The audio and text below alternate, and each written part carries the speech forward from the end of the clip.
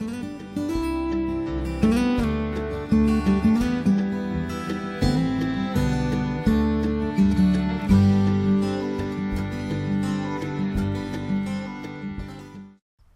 hello everyone and welcome to another complete growing guide here on the MIgardener channel. Today we're going to be doing cucumbers. Cucumbers are a really fun plant to grow and they're something that everyone loves putting in their garden. So hopefully this growing guide is either going to get you some cucumbers in your garden or get the cucumbers that are already in your garden doing a little bit better.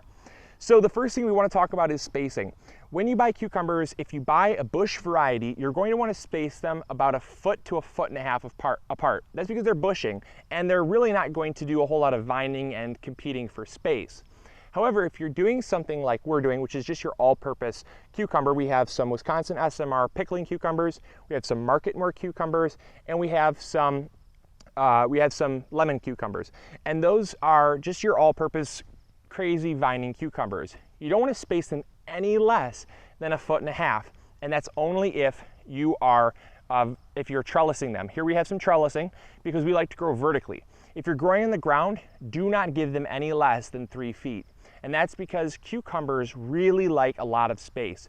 They're very prone to a fungal disease called powdery mildew, and we have a couple videos on how to prevent that.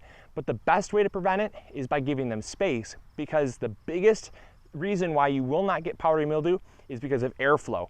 Airflow allows the leaves to dry out in the morning when it's dewy. It allows them to dry out fast after it rains and after you water. So that airflow is going to dry things out, and the wet is what causes the powdery mildew. So the more space you have, the better.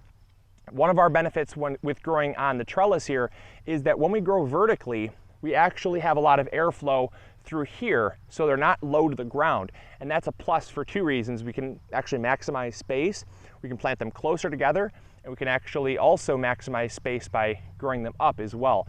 So that's the first thing. The next thing we want to talk about is soil preparation. We have just our basic garden soil. We've done nothing other than fertilize.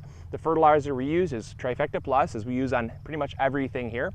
However, if you're not using Trifecta Plus, the best thing I can say is to start them out on a very good all-purpose fertilizer, but something a little bit higher in nitrogen. And that's because for the most part, you're growing the leaves first or the vine, and then you want to sustain fruit. You don't want it setting fruit at a really young age because of the fact that it's going to take a lot of energy to put that fruit out. So we like to give them about a 10-7-7, and that's a really good NPK for your cucumbers. If you're not going with like a 10-7-7, something like a 7-5-5, a 7-4-4, even like a 6-3-3, just something that's noticeably a little bit higher in the nitrogen category. The next thing is the soil type. It's very loose. This is a really loose black garden soil. We've amended this with compost year after year after year. However, cucumbers are a little bit forgiving. If you have heavy clay soil, it's not going to be the best, but if you put some sand in that clay, enough to get some drainage, because the cucumbers are just like all the other squash varieties, they're very prone to stem rot. So you don't want them setting in water, and heavy clay can do that. If you water a lot, clay just really holds on to that water. So the type of soil, as long as it's well draining, it's not going to matter all that much. The next thing is that we're going to talk about before we get into planting is sunlight. Sunlight is really crucial for cucumbers. They need a lot of full sun, and they like it nice and direct. So we have our trellis running east to west. There's there's south, north, east, and west. So that way you actually get a lot of sun throughout the entire day, and they're not going to be shading out each other and competing for that sunlight. The next thing is with the sunlight, if you can give them between 5 and 7 hours, that's great. We like to give them close to 9 hours. Believe it or not, in the peak summer season, we get about 9 to 9.5 hours of sun. It's just great, and they do awesome here. They just fruit like crazy. So the more sun that you can give them, the better. All right, so now let's talk about planting. That's really simple. Nothing much to that. It's just a really simple thing. And we're going to plant them according to the trellis here. However, if you're planting in the ground, you're going to want to plant in a mound. Just mound up some soil and plant one plant in that mound, space it out about 3 feet, plant a plant there, and you get the point. So come on in close, we're gonna do this now. All right, so now we have a plant here. We're just gonna pop a plant right here. With trellising, you want to make sure that you plant them as close to the trellis as possible. Here we have our trellis just kind of hanging down here. And you want to do that because you want the plant to just be growing up right as soon as it starts to form its little tendrils. We're just going to pack it in. You can bury them a tiny bit deeper. However, we find that sometimes when you have the longer stems here, we got some longer stems, they will actually strengthen on their own, and it's sometimes better to leave them above ground than it is to bury them. We have found sometimes that burying them deeper can in fact cause some root rot because they don't form roots all along the stem, but they will begin kind of turning a little bit woodier over time, and as they grow, they will kind of prevent that root rot from happening.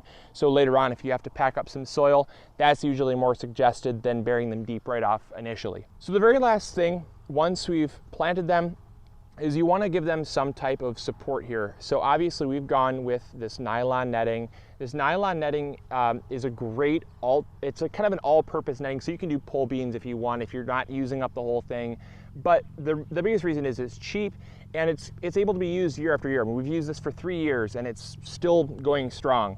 But the thing about this nylon netting is that the cucumbers don't really cling to it like you'd hope. They do kind of crawl up it a little bit, but we find that you have to give them a little bit of help. And so what we've done is we've actually gone out and bought these greenhouse clips. A lot of times professional growers will buy these to trellis up their cucumbers in a greenhouse because they're just quick, they're very convenient, and you can buy like a pack of 100 of them for like $5. They're extremely cheap as well. But we've also used these for about 3 years, so they do last. What you want to do is you want to come behind, when it comes time, obviously, when it comes time to trellising the cucumbers up, you want to come behind with this little hinge here. It hinges apart. Put the string into the crack of the hinge, and then you can actually put it right around the stem of the cucumber, because sometimes, like I said, the tendrils of the cucumbers, they just have a hard time clinging to it, and you're better off securing them right to that with these little clips here, and that we can grow them up without a problem. So there we go, all planted up. The last thing we have to do is watering. When we water our plants, we want to make sure that we soak them deep, but allow them to have a time to dry out. And that's again for the 2 reasons of you don't want the stem to rot, and you also don't want to promote powdery mildew. So the best time to water is in the morning. You want to water them deep in the morning, and then you want to make sure that the soil dries out similar to tomatoes. You want them to dry out probably about 3 to 4 inches down in the soil.